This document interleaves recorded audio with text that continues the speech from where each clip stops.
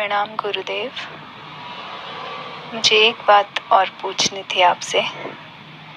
करीब पिछले 8-10 साल से शायद मुझे एक ऐसे रिपीटेड नंबर्स 11-11 ये बहुत ज़्यादा दिखते हैं। पता नहीं कोइंसिडेंस है या क्या है, पर बहुत ज़्यादा दिखते हैं। घड़ी में टाइम, कभी मैसेज का टाइम, कभी कहीं भी कभी अजीब जगहों पर भी दिख जाता है। तो मैं बस जानना चाहती थी ये क्या है। मैं ऐसा समझने लगी थी कि शायद मेरे आसपास कोई स्पिरिट गाइड्स हैं या कोई है मेरे, जो बताते हैं कि हम हैं साथ। और शायद मुझे ऐसा लगता है कि जब मैं जीवन में सही जा रही होती हूँ तो मुझे वो ज़्यादा दिखता है, जब कुछ ठीक नहीं चल रहा होता है तो वो कम हो जाता है दिखना। कुछ इसका कोई कनेक्शन है?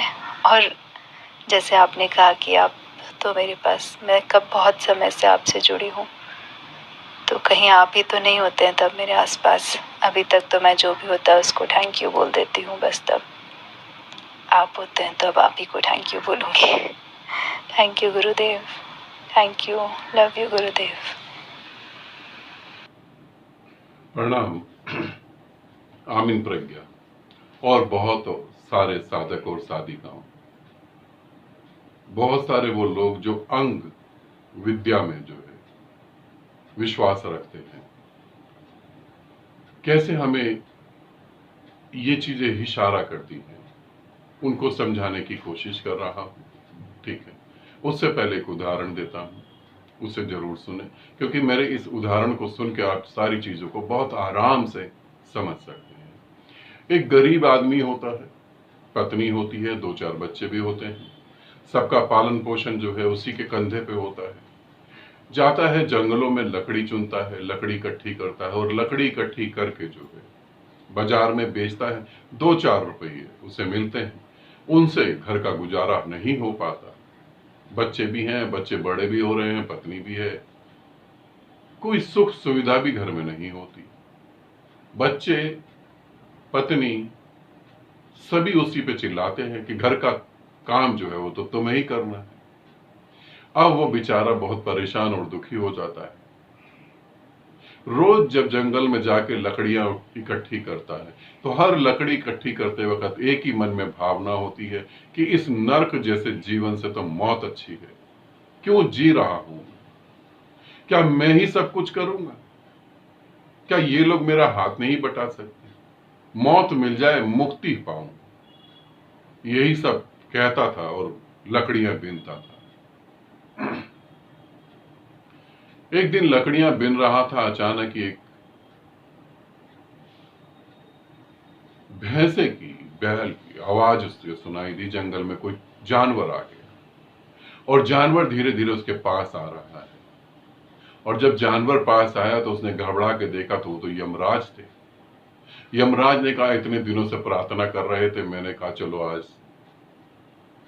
मिल ही लें और फिर तुम्हारी प्रार्थना को पूर्ण करें। चलो अब चलो, छोड़ो संसार, मौत मांगी थी, मैं आ गया हूं, अब मेरे साथ चलो। वो लकड़हारा, वो व्यक्ति रोने लगा यमराज के पांव पकड़कर और उसने कहा कि ये तो बेकार की बात है, मैं तो अपने को तसल्ली दे रहा था, मैं सच में मौत थोड़ी ना चाहता हूं। कौन मरना चाहेगा? नहीं नहीं, इस जीवन में मेरे सुख है, पूरी तरह से सुख है। पत्नी जब मुझे कुछ गालियां भी बकती है, मुझे डांटती भी है, बच्चे मेरी बात नहीं सुनते, उसमें भी मुझे सुख है, मैं मरना नहीं चाहता।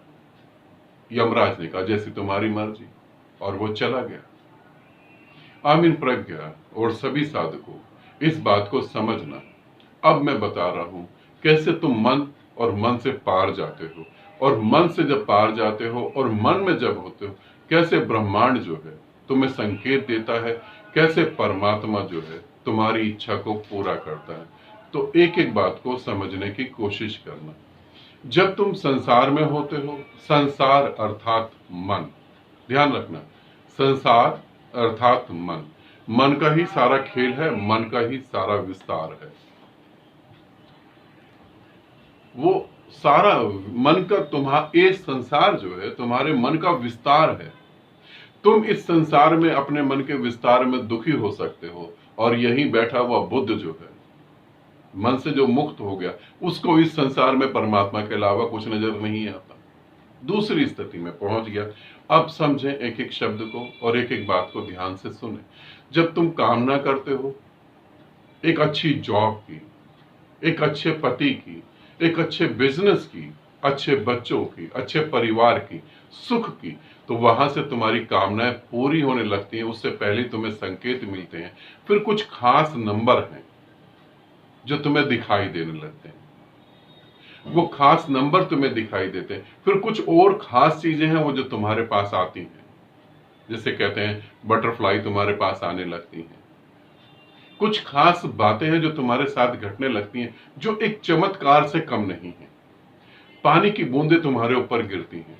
तुम कमरे को बंद रखो, तुम ऐसे कमरे में बैठ जाओ, चारों तरफ से कमरे को सील कर लो और पानी की बूंद तुम्हारे ऊपर गिर जाएगी, जबकि वहां पानी जैसा कुछ भी नहीं है। तुम्हें ऐसा लगेगा कि तुम्हारा शरीर हल्का हो गया, तुम हवा में उड़ रहे हो। नींद में तुम्हें अधिकतर सपने आएंगे, तुम हवा में उड़ रहे हो। अब यहां से तुम्हारी मन की जरूरतें पूरी होने लगेंगी और यही संकेत धीरे धीरे तुम्हें परमात्मा की तरफ ले जाने लगेंगे। अब तुम्हारा जीवन बदल रहा है। जैसे सांप केचली बदलता है, अपनी स्किन को छोड़ता है और नई स्किन आती है। जैसे एक तितली एक छोटे से कीड़े में होती है, वो कीड़े में से जो है मर जाता है वो कीड़ा, उसके अंदर से तितली निकलती है। ऐसी अब तुम्हारे जीवन में बहुत बड़ा परिवर्तन आ रहा है। अब धीरे धीरे पुरानी सारी चीजें खत्म होनी चालू होंगी, उसमें से नई चीजें निकलने लगेंगी। अब कमल का पेड़ जो है, अब कमल का पौधा जो है कीचड़ में ही पैदा होगा, मगर अब कमल खिलने लगा, कीचड़ से ऊपर उठने लगोगे धीरे धीरे। अब कुछ संकेत तुम्हें मिलेंगे, जैसे कुछ अक्षर दिखाई देंगे, तुम्हारे कान में कोई मंत्र बोलने लगेगा, तुम हवा में उड़ने लगोगे, तुम्हें सपनों में तुम हवा में उड़ोगे, तुम्हें प्रकाश दिखाई देने लगेगा, तुम्हें दीवार के आसपास कुछ ऊर्जाएं दिखाई देने लगेंगी। अब बहुत सारी सोल जो है तुम्हारे आसपास इकट्ठी हो जाएंगी और वो तुम्हें बताएंगे कि जो तुम्हें चाहिए वो तुम्हें अब मिलने वाला है, तुम तैयारी करो। मगर यहां पर 99% लोग जो है कामना तो करते हैं, मगर उस लकड़हारे की तरह उनकी जिंदगी होती है। जब तुम अपनी जरूरत से ज्यादा मांगते हो तो ऐसा नहीं कि परमात्मा तुम्हारे पात्र को देख के देता है। परमात्मा तो अपार देता है, उसकी सीमा नहीं। तुम्हारे पात्र में कितना आता है वो बात है। परमात्मा तो तुम्हें बहुत कुछ देता है और संकेत तुम्हें पूरा ब्रह्मांड दे रहा होता है। अब तुम्हारे जीवन में वो शुभ घटने लगा। ऐसे मेरे साथ मेरे जीवन में कुछ लोग जुड़े, उनको चारों तरफ से संकेत मिले।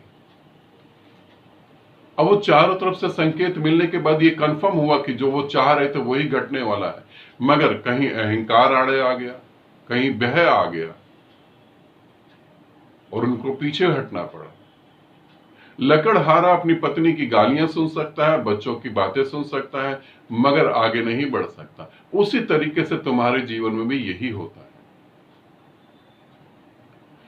तो ये सारी चीजें तुम्हें इशारा करती हैं कि जो तुम कह रहे थे वो सच होने वाला है। तुम धन्यवाद दो, ये तो तुम्हारी एक संस्कार है। तुम्हें ठीक है, तुम्हें समझाया होगा, जो तुम्हारे लिए शुभ करे उसके लिए धन्यवाद दो, वो ठीक। मगर जो तुम चाह रहे थे वो तुम्हारे जीवन में सच घटित हो रहा है। अब आगे तुम क्या कर सकते हो?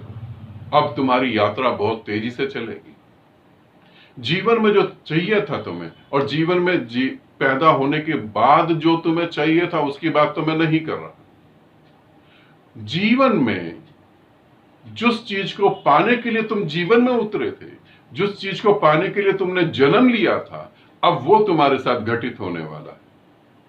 तुम परमात्मा को पाने के लिए घटित हुए थे, अब तुम्हारे साथ परमात्मा उतर रहा है। अब तुम समझो, अब तुम अपने पात्र को लेके मत बैठो, पात्र को तोड़ के फेंक दो। पात्र लेके बैठोगे तो सीमित दायरे में तुम परमात्मा को महसूस कर पाओगे। अब तुम पार निकलो उससे, मगर हिम्मत जुड़ानी पड़ेगी, हिम्मत इकट्ठी करनी पड़ेगी। यह आसान नहीं है। संकेत तुम्हें मिलेंगे। एक साधिका की बात कर रहा हूं मैं, उसे परमात्मा पाना था, उसने मेहनत करी, दुर्भाग्य से वो मेरे साथ जुड़ गई। मैं दुर्भाग्य ही कहूंगा, वो मेरे साथ जुड़ गई, और मेरे साथ जुड़ने के बाद जो है उसे बहुत चीजें घटित होने लगी, बहुत तेजी से। मगर उसका अहंकार गुरु बनने का था और कुछ भी नहीं। समर्पण पूरा दिखाने की कोशिश करी, मगर भीतर भीतर लग्जरी लाइफ जीने की थी और कुछ भी नहीं था। और आज भी गुरु बनने की दौड़ और लग्जरी लाइफ जीने की आदत अब भी है, और अब भी यात्रा अधूरी ही है। सभी संकेत मिले, सभी कुछ हुआ। इसी तरीके से सभी साधकों को मैं ये कहना चाहूंगा, संकेत देता है। जब तुम कोई मांग करते हो तो पूरा ब्रह्मांड संकेत देता है। ऐसा नहीं कि तुम कुछ पुकारो और तुम्हें जवाब ना मिले। तुम कुछ बोलोगे तो तुम्हें जवाब मिलेगा ही मिलेगा, मगर क्या तुम तैयार हो? मैंने 100 में से 100% लोगों को वापस जाते हुए देखा है, आगे बढ़ते हुए नहीं। ऐसी आमीन प्रज्ञा तुम्हारे जीवन में भी घटित हो रहा है। अब वो तुमको देखना है कि तुम आगे बढ़ सकते हो या नहीं। ये मन के क्या भ्रम है? क्या ये मन के धोखे हैं? नहीं, बिल्कुल नहीं। ये मन उन संकेतों को, उन इशारों को एक्सेप्ट करके तुम्हें और अच्छे तरीके से बता रहा है कि तुम तैयारी कर लो, या तुम मांग छोड़ो, या तैयारी कर लो। और जहां तक मैं जानता हूं, तुम तैयारी छोड़ सकते हो, तुम मांग छोड़ सकते हो, क्योंकि जो बंधा बंधाया जीवन है, हम उसमें इतने आदी हो गए हैं, हम उससे बाहर निकल ही नहीं सकते। एक आखिरी उदाहरण दे रहा हूं और फिर अपनी वीडियो को खत्म करता हूं। मेरे एक दोस्त थे, उन्होंने एक तोता पाला हुआ था। तोता पाला था, बहुत छोटा सा तोता था। जब वो लेकर आए थे, उस पैरेट को उन्होंने पिंजड़े में रखा। उस पिंजड़े में वो तोता बड़ा हुआ, काफी बड़ा हो गया, उसके पंख भी निकल गए। एक दिन हम बैठे हुए थे, बातें कर रहे थे, तो उनका तोता बोलने लगा। तो मैंने कहा, ये तो बहुत बड़ा तोता है, बहुत बड़ा पैरेट है। तो उन्होंने कहा, हाँ, ऐसे पिंजड़े में रखते हैं, उड़ने अगर खोलेंगे तो ये उड़ जाएगा। मैंने कहा, ये कभी नहीं उड़ेगा। उन्होंने कहा, नहीं नहीं, आपको नहीं पता, खोलते ही उड़ जाएगा। मैंने कहा, तुम देखो, ट्राई करो, खोलते अगर उड़ गया तो जितने का भी पैरेट आता है मैं तुम्हें खरीद के उतने का पैरेट दे दूंगा, मगर तुम एक बार ट्राई करो। उन्होंने पिंजड़ा खोल दिया, वो तोता बाहर निकलने को तैयार नहीं था। मैंने कहा, इसे बाहर निकालो। तोते को जितनी बार उन्होंने पकड़ने की कोशिश करी और बाहर निकालने की कोशिश करी, तोता उन्हें काटने लगा। उनके हाथ में 1-2 जगह काटा और खून भी निकल गया। यही हालत गुरु की और शिष्य की है। शिष्य तुम्हें बाहर निकालना भी चाहे, तुम गुरु को काट लेते हो, गालियां बकते हो, कहते तो हो तुम कि मुझे आजादी में जीना है, मगर आजादी में तुम नहीं जीना चाहते। फिर किसी तरीके से उन्होंने हाथ में कपड़ा बांध के तोते को बाहर निकाला। बहुत चिल्लाया, जैसे तुम्हारा अहंकार चिल्लाता है, छोड़ दो मुझे, मैं वासनाओं में जीना चाहता हूं। ये तो सिर्फ एक विचार था, बस मजाक में बोल दिया कि परमात्मा चाहिए। अरे सच में थोड़ी ना परमात्मा चाहिए। फिर तोते को बाहर निकाल के उन्होंने कहा कि देखो, उड़ जाएगा। मैंने कहा, तुम भी तो देखो, मुझे पूरे जीवन का अनुभव है, ये नहीं उड़ेगा। तोते को छोड़ दिया। तोता पैदल पैदल धीरे धीरे पांव पे घूमता रहा इधर उधर। 20 मिनट हो गए, तोता उड़ा नहीं। तोते ने पंख खोले, फड़फड़ाए, उड़ा नहीं। और 20 मिनट बाद जाके अपने पिंजड़े में आराम से तसल्ली से बैठ गया। यही मनुष्य जाति का जीवन है। उड़ना तो तुम भूल ही गए, उड़ने की कामना कर सकते हो। गुरु को देखकर मन में एक इच्छा पैदा होती है, हम भी ऐसा जीवन जिए। गुरु को देख के मन में ऐसा लगता है, हम भी ऐसे मुस्कुराएं, हम भी हंसें, हम भी बेपरवाह हो जाएं, हम भी नीले आकाश को अपना ही माने। बस गुरु को देख के इच्छा ही होती है। उड़ना तो तुम भूल ही चुके हो। अब जब गुरु कोशिश भी करता तो तुम उसे काट लेते हो। और ध्यान रखना, गुरु लाख कोशिश कर ले, जब तक तुम उड़ना नहीं चाहोगे तब तक गुरु तुम्हें उड़ा भी नहीं सकता। हाथों में लेके ऊपर फेंकेगा। मैंने भी कई तोतों को हाथों में लेके ऊपर फेंका, वो धड़ाम से फिर जमीन पे गिर जाते हैं।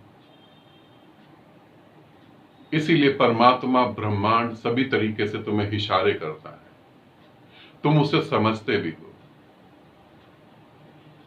और फिर दोबारा इस पृथ्वी पर जन्म लोगे और उन्हीं चीजों को ढूंढने के लिए पागल हो जाओ। ठीक है, आनंदित रहो, सदा खुश रहो। बहुत बहुत प्रेम आप सभी।